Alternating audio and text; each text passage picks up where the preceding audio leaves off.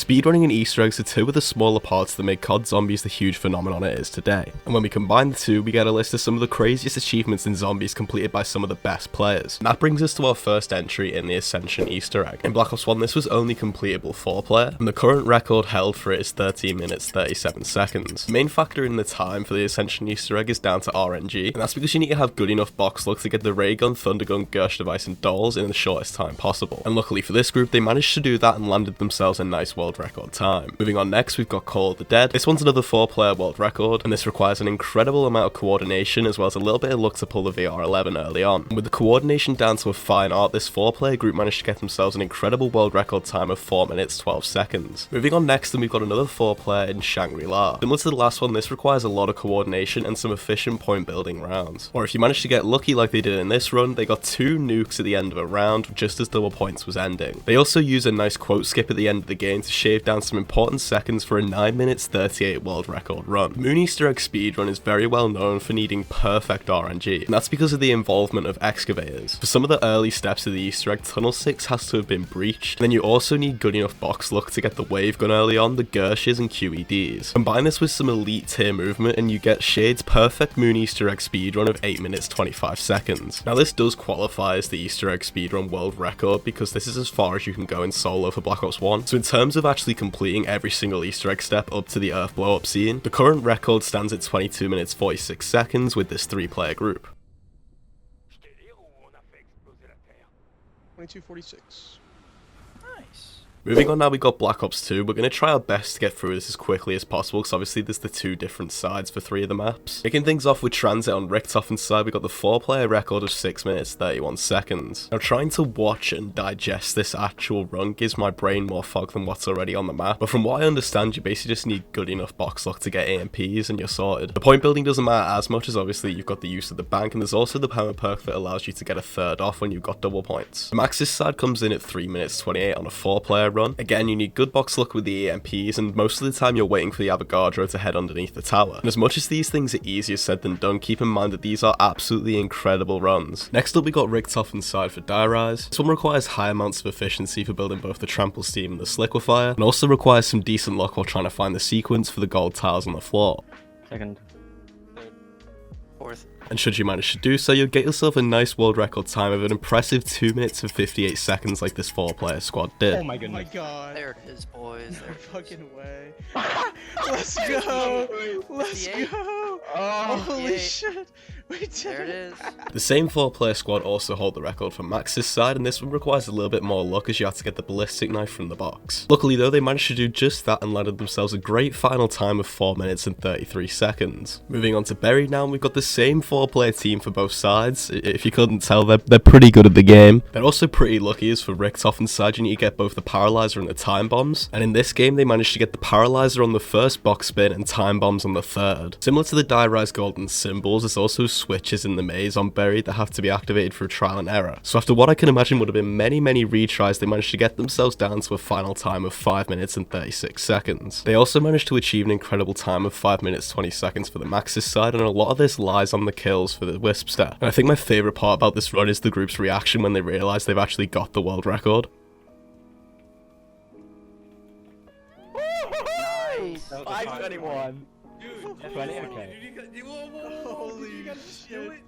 Yeah. Let's go. Holy shit. Hey, that's way That better than what That I was said a fun. too. Yeah, that was way better than what Nukes threw. Holy shit. Dude. Holy crap. Dude, I saw the 309 and my heart started racing.